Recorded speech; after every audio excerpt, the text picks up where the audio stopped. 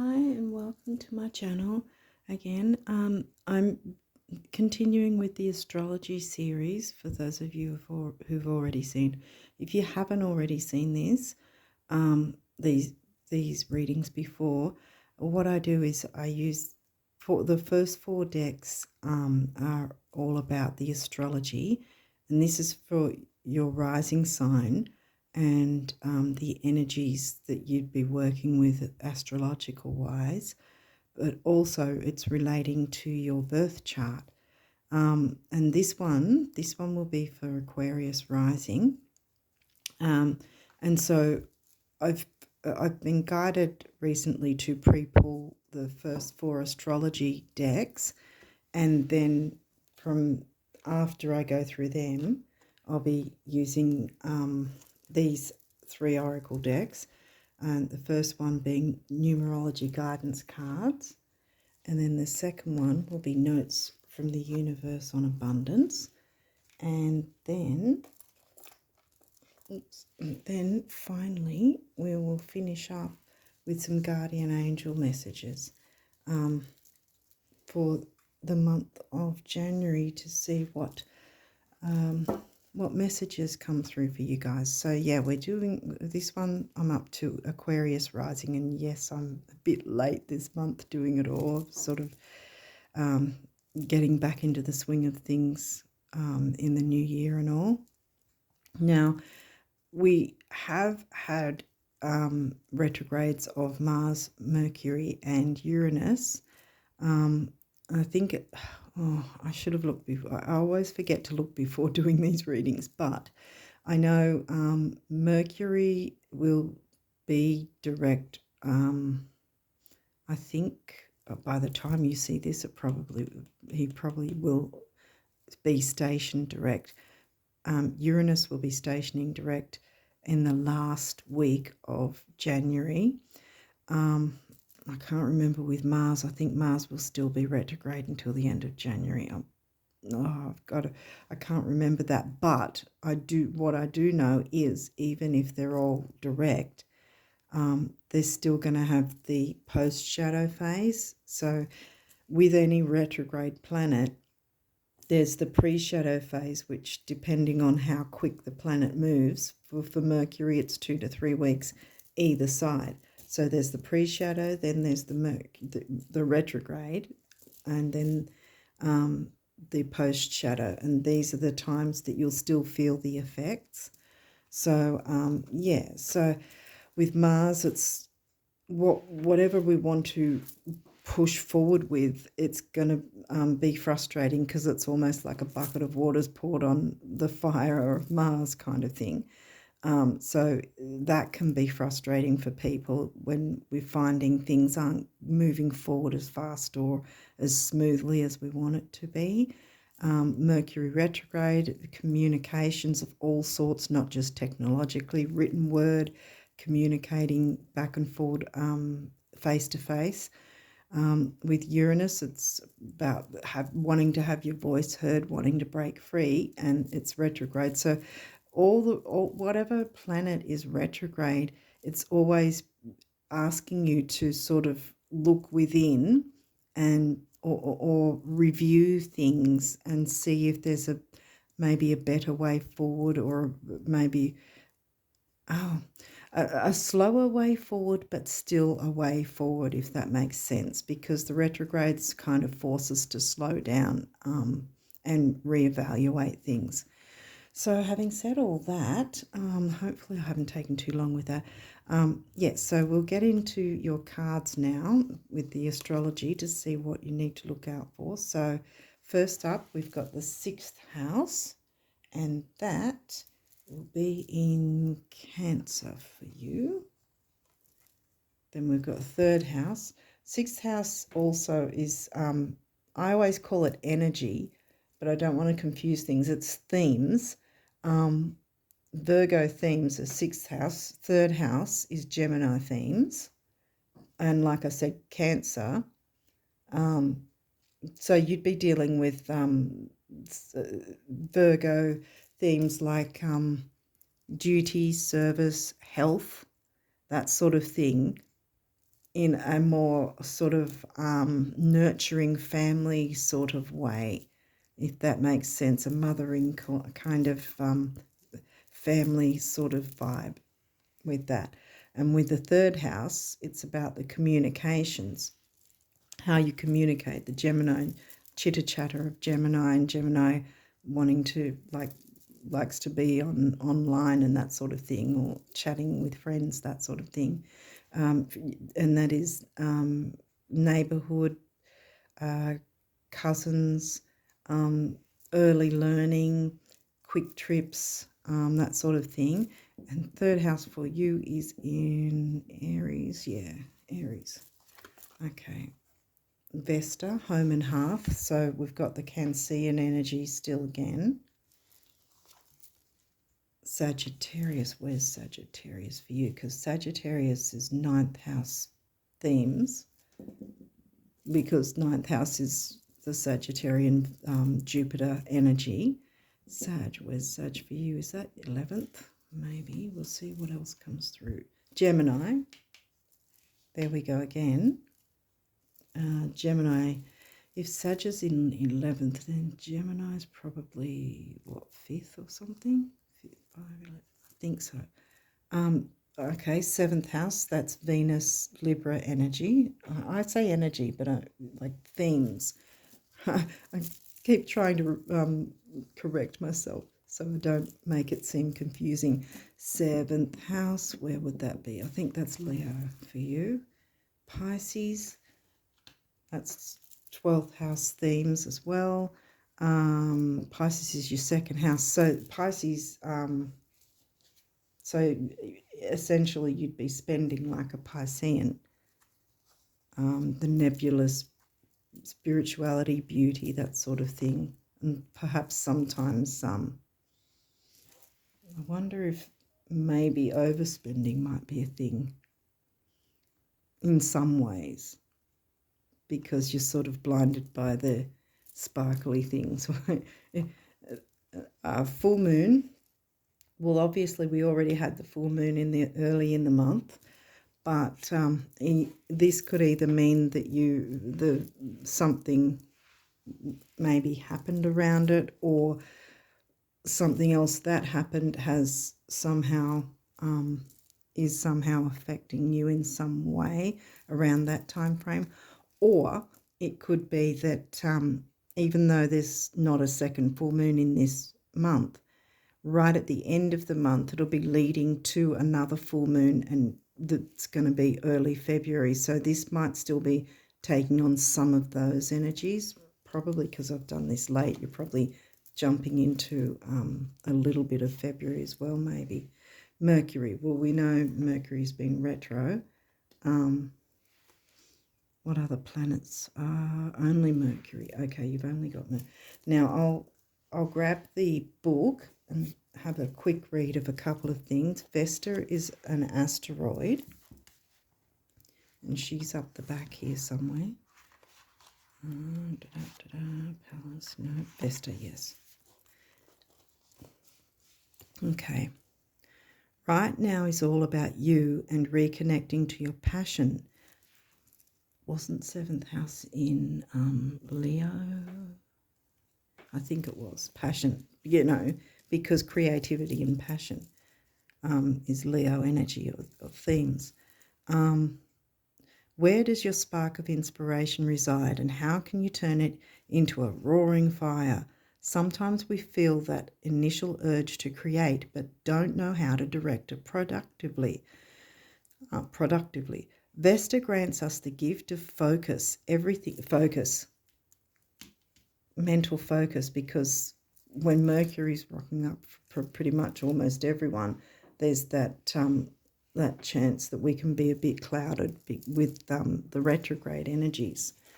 So, and notice the similar colouring as well. Yeah, focus. Sorry, I lose track because I get on tangents. Everything is falling into place and will continue to do so as long as we stay genuine in our desires. You may be asked to give something up in exchange for getting what you want. How much are you willing to sacrifice? Follow your instincts and your intuition, and the choice will be easy. Once you make the decision, you have to give it 100% and see it all the way through. Okay, now pretty much straightforward with the Gemini and Sag signs and Pisces. So Gemini, Sag and Pisces. Leo hasn't come through yet, but we got the Leo energy, didn't Leo? Wasn't Leo in your 7th, which is about relationships. So that's actually what do you call it? The Libran themes mixing with the Leo sign, because Leo would be the sign of that house for you, the 7th house. What else? Well, Gemini's the energy of the 3rd house. 3rd house is in Aries. We haven't had Mars yet. Mars is the ruler of Aries. Okay, I'll keep going because otherwise I'll get on tangents and a lot of time will go, and then yeah, I've already had one of my readings cut short and miss out finishing it off, which was really frustrating for me because I've got a lot of Virgo and it's not something I'm happy to have happen, but it did, and there it is. Anyway, Mercury. If you've been expecting news or communication about an important issue, it is right around the corner. Yay. When you receive it, be sure to logically weigh the pros and cons before sending back your answer.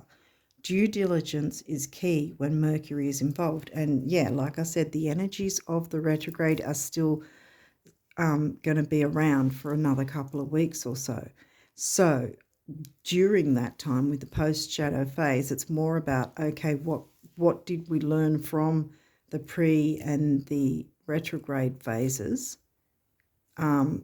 You know, you sort of weigh everything up in the post-shadow phase is pretty much what you do with that time frame, and try and hold off on decisions. I mean, we can't always hold off on decisions, but if you have that option, then yeah, take that time to, you know, decide for yourself rather than feel, I don't know, pressured or persuaded in any way, like you have to make a decision ASAP.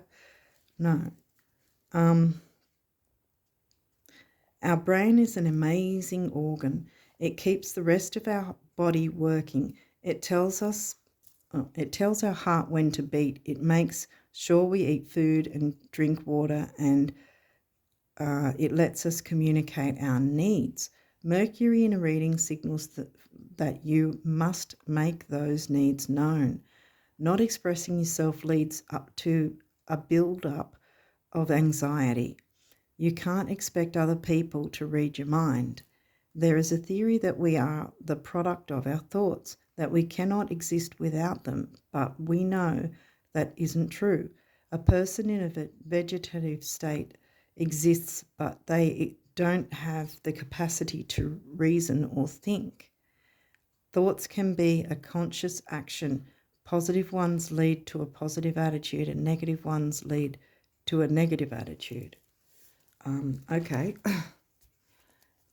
The full moon's generally about letting go, but if you're wanting to still work with the remaining, we'll see. Hopefully, by the time you see this, it wouldn't yet have had the new moon, which is, depending on where you are globally, it's either around about the 21st or 22nd of January that it's going to be the new moon. And the energies of the new moon, you can still work with those energies all the way up till right before the full moon. So you've got all that time. You don't have to just have that window of a few days. That approximately 2 weeks, you can still work with the energies. It's just that the energies are a bit more potent within the week prior to or after. Well, actually, for a new moon, it's better after, because before it is the dark moon, and that's more about what you want to leave behind, fall away, let go of. Actually, it hasn't come through, but I don't think I've got a dark moon card in these decks. I think maybe, excuse me, it's come back again for some reason, the throat chakra. It only seems to happen when I'm taping, not any other time. Yeah, this full moon card could be, if you're open to working with the moon phases, you could take this as being a sign to do a kind of full moon work at the dark moon, the balsamic phase. It's like about 3 days leading up to the new moon, and then the new moon happens, and then you feel this change of energy, because then it's about putting out your wishes and your goals to the universe, you know.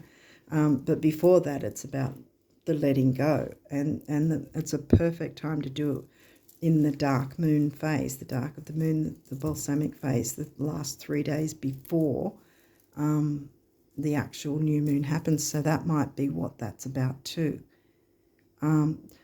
Make a note of it. If you don't want to do moon work, fine, but make a note of the dates though, and see if something significant came up for you with the last full moon, or just keep in mind the dates leading up to and around the next full moon, which will be, it'll be early February, but I'm not exactly sure when. Libra.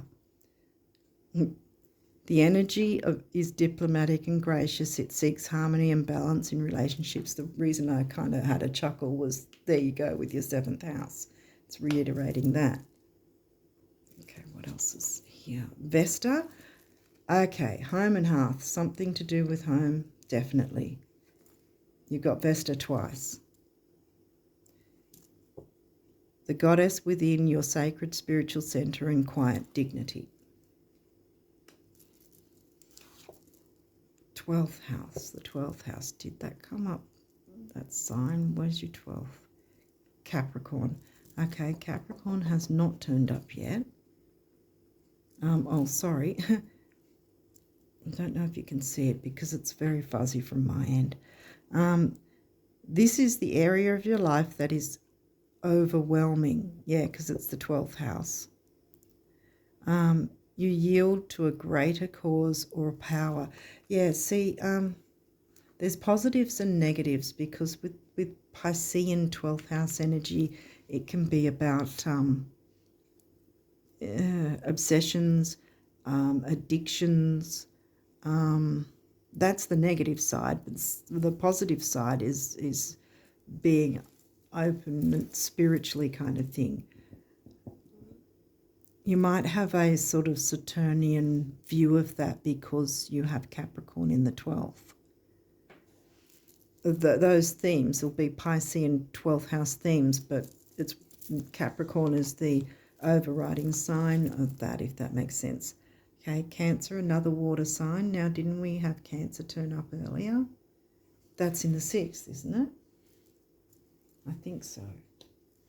That's like nurturing home and family. Oh, these don't have reversals. So Mars. So Mars has turned up. Yep, Mars retro. And that did Aries come through? When did I see Aries? Did I think I saw her? Where's Aries again? Is your 2nd house? No, your 3rd. Aries is in your 3rd. These don't, as I said, these ones don't have reversals, so don't worry about that. Okay, this is an aspect, square. It says challenge. Doesn't necessarily mean challenge has to be a negative challenge. Challenge can often be positive. Is this okay? And conjunction. What a conjunction is, if you're not aware, is, see how we've got, I don't know if you can see that far away. We'll grab the card. Each section is a house, obviously, and each section, as I've sort of, that's why I say that you've got Aries themes, then Taurus, then Gemini, and it goes on and on and on. Now, when your rising sign, being Aquarius, is there, it changes the signs to cover which house. The only people that actually have the same sign with the same house are actually Aries rising, because it's called natural natal. So their first house, obviously, as Aries rising, the first house is actually in Aries for them, and so on and so forth. But for everyone else, it'll change around. And for you, this third house, what were we saying again? We were Aries, yeah, the Aries. That's why. Is that what? Yeah. So I was going to explain. The conjunction means that two or more planets in one section, or one slice of the chart anywhere, is called a conjunction. 3 or more is a stellium, and has that means it has like a stronger effect. And a square, I shouldn't have put it back. A square is literally a quarter of the chart, and wherever that lines up from one planet or one node, or the sun and moon are considered planets as well. So whatever lines up, if it's in a square in that sort of, like a square there or a square there, hopefully that's making sense. But we'll continue, so we're not going to have Virgo. Okay, that's in the, these do have reversals. These have upright and reversals. The reversals are called a challenge. We came across challenge here. And 6th house is Virgo themes. So there might be some sort of challenge there. Okay, and that's your sign of Cancer. So there's definitely something about home and hearth. Okay, we'll keep going. Mars, well, see, this one's good because it's actually upright. It's saying motion. This one's saying digest, because Virgo sort of digests information. Virgo and Gemini are both ruled by Mercury. And Virgo, like I said, usually sort of digests, takes in all the information, whereas Gemini is better at communicating the information. And I can say that because I am actually, well, I have a lot of Virgo in my chart. I'm not actually Virgo rising, but yeah. Scorpio, okay, that's 8th house energy themes, Pluto. Phoenix rising actually as well. It is in the the challenge reversal position. It says investigate, but I'm going to, with this deck, I'll be looking into the solar calms also. That's more of an activity, I think, in the area, in the out in the planets. 2nd house in reverse as well. So you've got some reversals. Okay, well, let's have a look into the book and see what they have to say.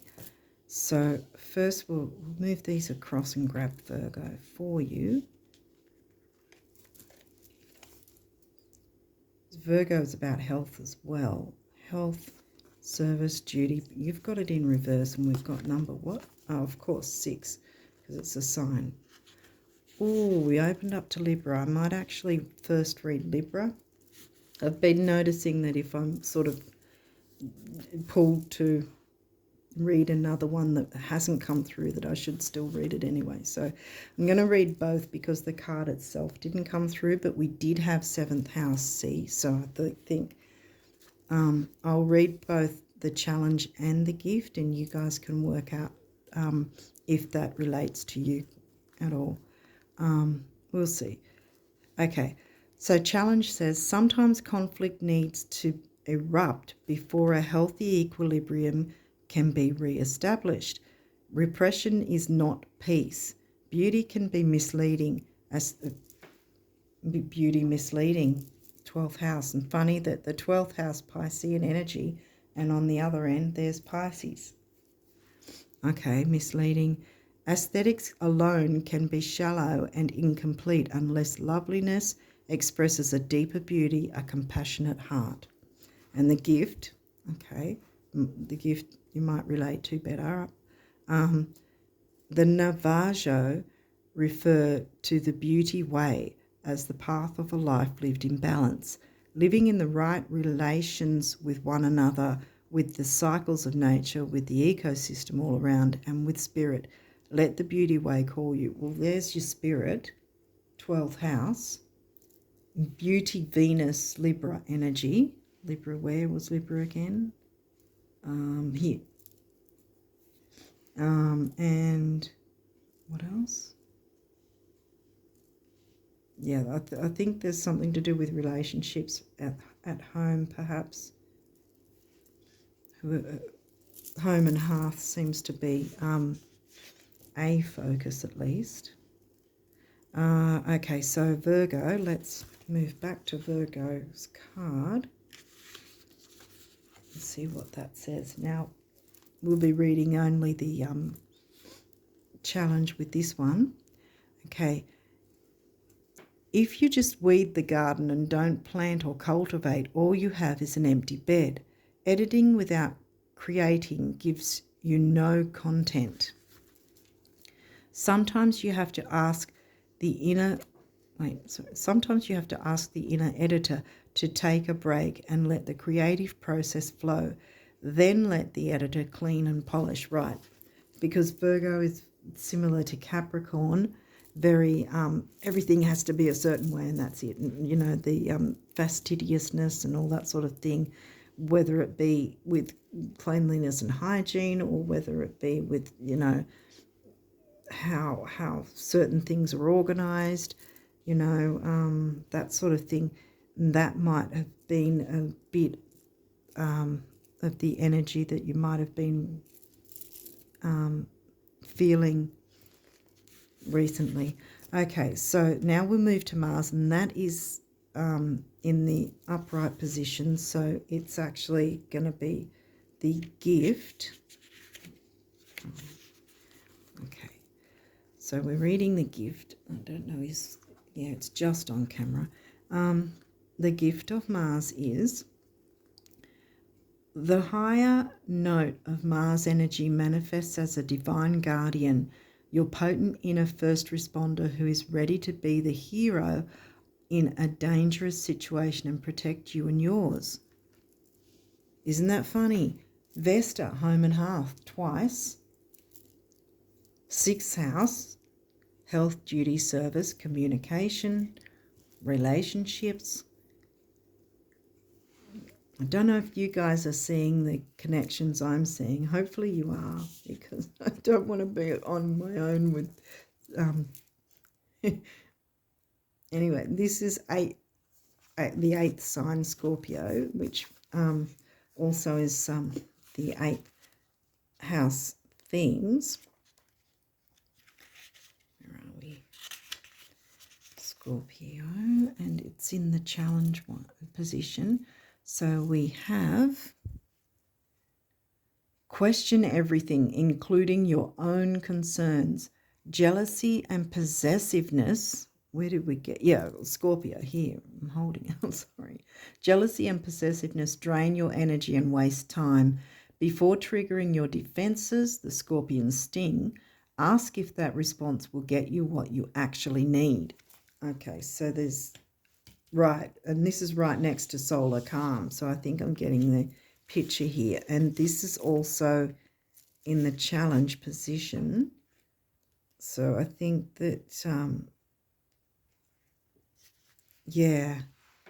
there might have been intense energies from the last full moon for you.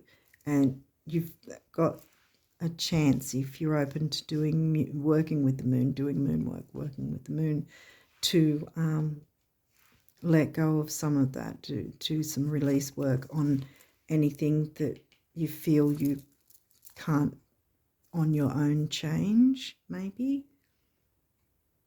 Because in any case, letting go, in handing it over to the universe or whatever you believe in, it's it has a kind of, in a sense, a cathartic effect, because then you're not clinging on to it, and it's not like this ball and chain that you're carrying around while trying to get through life kind of thing. So do what you can if you're open to it, to letting go. Like I said, you can do letting go work from now until the very last hour or whatever before the actual new moon on the 21st, 22nd, depending on where you are. Solar calm in the challenge position is, it's not the time to push ahead, Mars, or spark change. If you try to motivate practical change in your life or try a totally new approach, it can feel like trying to light a match in the fog. Be patient and let the fog clear. Yes, be patient and the fog will clear in time. Okay, so I think maybe you might have been feeling very stressful, and like I said earlier, Mars is in retro, so like it's kind of like where we're fired up, we've got a bucket of water thrown on us, and it's kind of like so we've got second house. Where are you? Second house up here somewhere. I just have it. Now it's also in the challenge mode. So second house is money and self-worth. I pretty much, it's about resources, values. It can be about the physical body, the bones as well. We've got the Virgo here and here, so it might be something to do with health. Yes, that your sixth house is not in Virgo, but it's Virgo themes. And what's that in Cancer? So it's the home and family sort of themes as well. Okay. I think I'm a bit of a broken record. Hopefully you're getting sort of putting the dots together. Okay, so the challenge for second house. What you see is not all there is. If you are looking for emotional and spiritual satisfaction in your stuff, it will never be enough, because it never quite scratches the itch. Yeah. So you're being asked to look at your relationships. Wasn't that in Pisces, 7th house? No, it was in Leo, wasn't it? Yeah, I think. Yeah, because, right, Pisces is your second house. Duh. Okay. Because that, I think, like I said earlier, with the Leo and Libra mix, it normally might be like quite a nice mix when things are working well. But if there is issues of some description or upsets in some way, and we're all going to feel it if we haven't already, because with 3 retrogrades, no one's going to be unaffected in some way. But yeah, I think I think that your focus is going to have to be something to do with relationships and whatever feels like home, if it's not actually in your actual home itself. Throat chakra's going, okay. That might be something too, that because, like I said earlier, with Uranus wanting to bring their voice, have their voice heard, and it's retrograde still, that's also kind of tough going. So there's all these things that can bring frustration and mar or discolour our usual vibe of communicating with others and relationships and all that sort of thing. Yeah, so I think that that's kind of the theme for you. And like I said, if you are open to working with the moon and you're not really sure exactly what you need to do, it's really simple. Just get some paper and a pen or pencil, write everything that you want to write about how you're feeling, any upsets or anyone that's upset you, or if something has felt unfair or unjust, or write it down and rip it up and throw it in the bin, or if you're open to it, burn it, literally burn it in the sink or somewhere safe, and that way you can't then grab it again and glue it together and relive your hurts, because it's out in the ethers. You've given it up to the universe and said, hey, can you help me through these difficulties?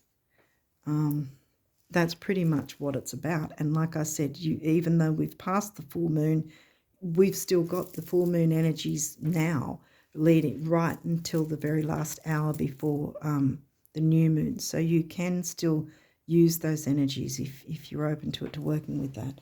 So let's move on and see what numerology guidance you guys for Aquarius risers.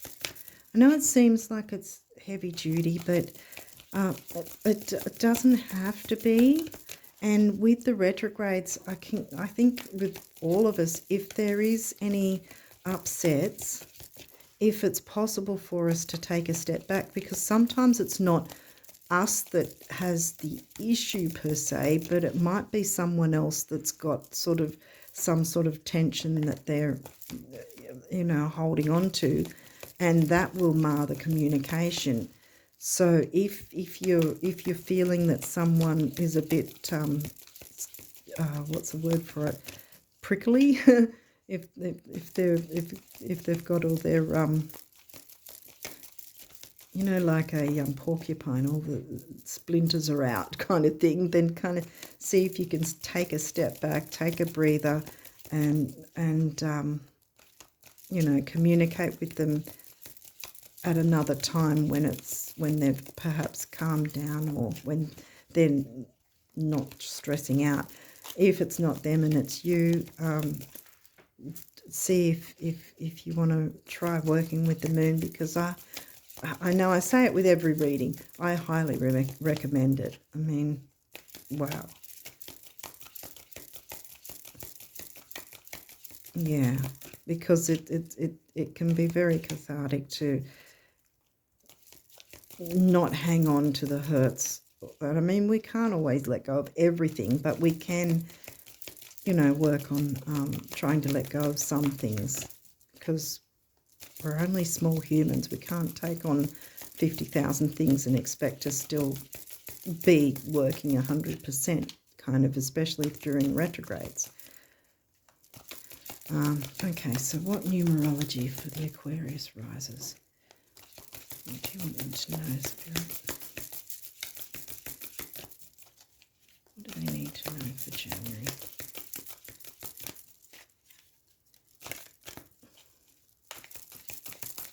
What messages do you want them to know? January 2023. Okay, no. They're going all over the place. They want me to get through them. Again, okay. Messages for Aquarius rising. What do they need to know? I think this one wanted to pop out. Completion. Okay, 9. Yeah, complete a cycle of any, if there's any tendrils of anything that's negative, use the energy. Like I said, you've got the next at least week and a half, I think, if you're open to working with that you can complete that cycle, close it out, any tendrils left over from earlier.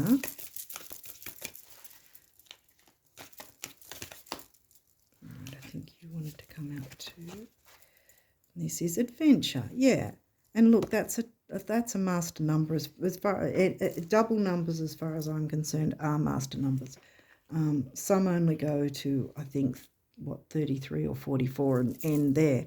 But no, because 5, this is the thing, 5 on its own means freedom. You've got that double. So this this is pretty much telling you not to hang on to the difficult things. Use the energy, let go, complete the cycle, get on a new adventure, because 5 plus 5 is 1, which is personal power. I say strength, but strength is really the number 8, but it's still personal power. And you had second house, didn't you? Somewhere Taurus second house came through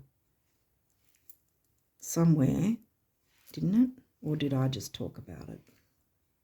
Well, Vesta is home and hearth, and money and self-worth, yeah. I mentioned it for some reason. I think Taurus is somewhere. Where's Taurus for you again? I'm trying to think. 4th house. Ah, right. No, that's 3rd. 4th house. 4th house is Cancerian themes.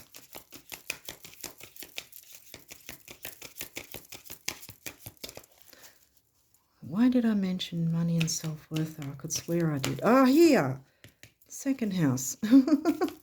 Yeah, so I think, yeah, I think, oh, there's another one. Okay.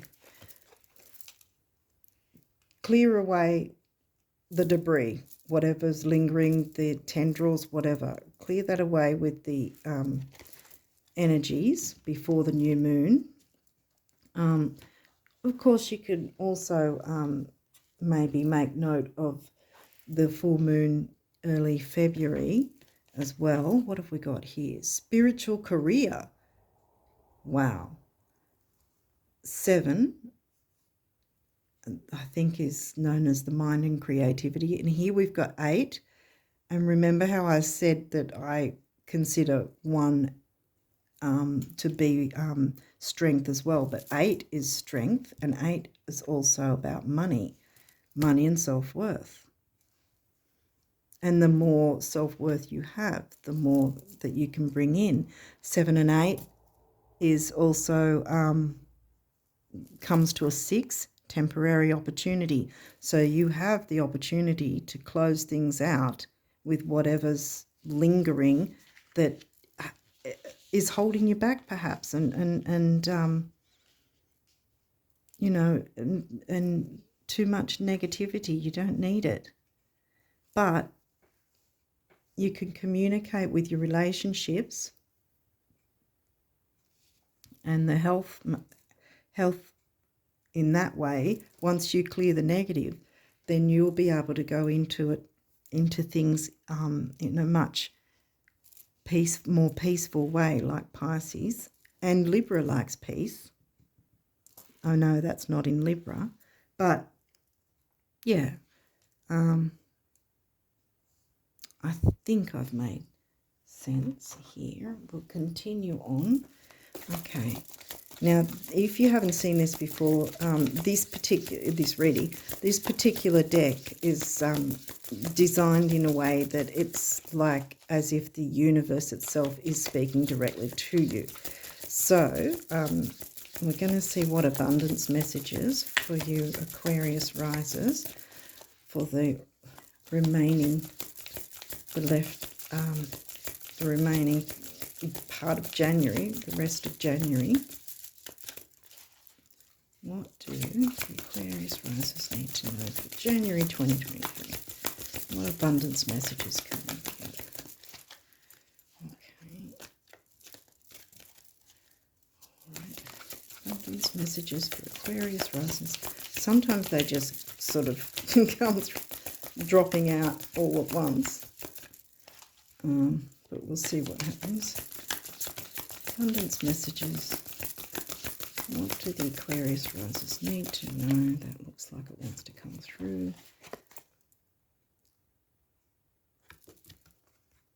I don't know how clear it is on your side, but it's not clear to me.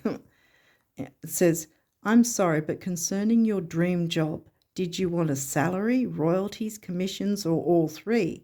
How many weeks vacation are you expecting? Are you willing to share the New York apartment? Oh, and should your London assistant speak French, or will your French be sufficient by then? Then it says, helps to be really clear. Je ne sais pas, the universe. So get clear. We had Mercury rocking up a bit, didn't we? We had Mars. I think we had Mercury there. Yeah. And so I think if you're open to it, close out, complete that cycle so that you have a new adventure. This is saying spiritual career. And look, like again, Pisces energy with both ends. Yeah, so I think that that's probably also something that you can be open to. Is there any other abundance messages for the Aquarius risers? What do they need to know for January 2023?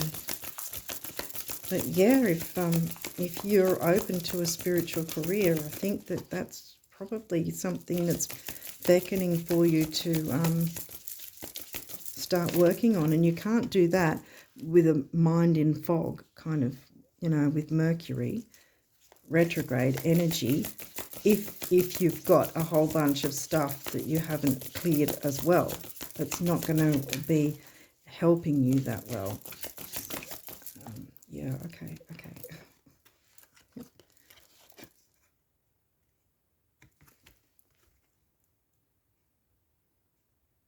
Okay, and this one says, ever wonder why some of those who achieve incredible success, amass fortunes, and enjoy sizzling relationships, here we go again, Libra relationships, seem so unlikely? It's because intelligence looks, even creativity come in a distant second place to believing.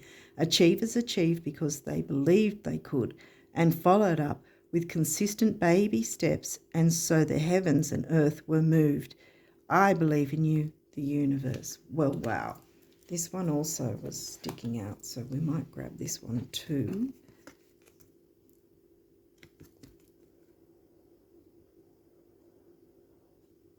And it says, reality is not that you are weak and dream of becoming strong, poor and dream of becoming rich, alone and dream of having friends, but that you're already strong, rich and among friends.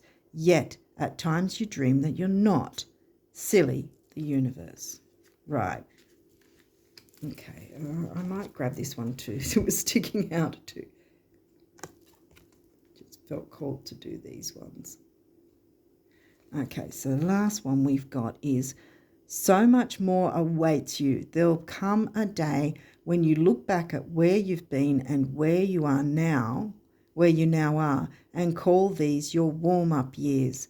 More love, more fun, more friends, more laughter, more thoughts, more things, more, lots more. You're so cute, the universe. Yeah, so more wants to come. Adventure, spiritual career. Wow. So you do have things to look forward to. Just clear away that any negativity or any tension or stress or worries that might have something to do with relationships. Oh, that flew. Hang on, I've got to chase it down. Okay, what's this one? Opportunity. Wow. And that's Leo. Orange solar plexus color. Leo, the sun rules the Leo sign. Opportunity, if it's not clear enough to see. Wondrous possibilities and opportunities await you. Stop dwelling on past mistakes. Surrender. Full moon, sorry to get in your face about this. Surrender the past lovingly. There is nothing to regret. All is always in perfect and divine order. Everything that you've ever experienced has helped you in some way. The past is behind you. The path ahead is clear. Adventure is on the way, see?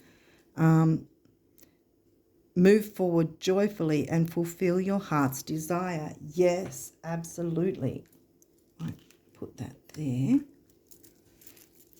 Any other messages? That one flew across. I had to chase that one down. So, yeah, this is your guardian angels. Messages from the guardian angels for you. So, is there any other messages, or are we done? I think we might be. Oh, nope. Okay. That's when I thought we were. Okay, judgment. Wow. Let go of your fear of being judged. Here we go again with the let going. You are good enough. This is the Virgo thing coming through. You're good enough. It is time to release all that you have kept safely locked away in your heart. Your true essence and potential have been restricted by structure and method for long enough. Again, a Virgo thing and a Capricorn thing. There is no right or wrong way. Just be you. Yeah. Can we end on a... Is there any other ones that want to come through for the Aquarius risers before we finish? Oop. Yes. Okay. Okay, I think that might be the final one. Forgiveness. That's another full moon theme. Holding on to a past hurt is preventing you from moving forward and achieving your heart's desires. Let it go. Forgiveness does not mean that you condone another's actions. It simply means that you are no longer willing to be a perpetual victim to a particular person or event. Blame is a waste of your precious energy. Bless and surrender the past, for in doing so you will reclaim the joy of life. Yeah. Okay, will we get any more? I don't know what the time is. I think that's it. I think, yeah. I think that's, I think you've got the message here. You have things to look forward to. Clear away anything that's going on. Like I was saying earlier, if someone else is quite prickly, take a step away and just focus on you, because look, you've got a career, and spiritual doesn't necessarily have to do with religion. Spiritual, you can find spirituality and meditation in pretty much anything, whether it's baking a cake, climbing a mountain, bushwalking, creating something, painting, drawing, writing. Anything can be a spiritual career like that. Because it's how you feel. If it's something that gets you in a particular, I call it when you get in the zone, and you forget time. That's the kind of thing that you need to go after. Your own adventure, spiritual career. Okay, so clear away any upsets that you can with the moon's energy, if you're open to working with the moon, because look what's coming. I mean, really, you've got opportunity on the way, adventure, career, it's all here for you. Okay, on that note, I wish you all the best of luck for the rest of January, and till next time, bye for now.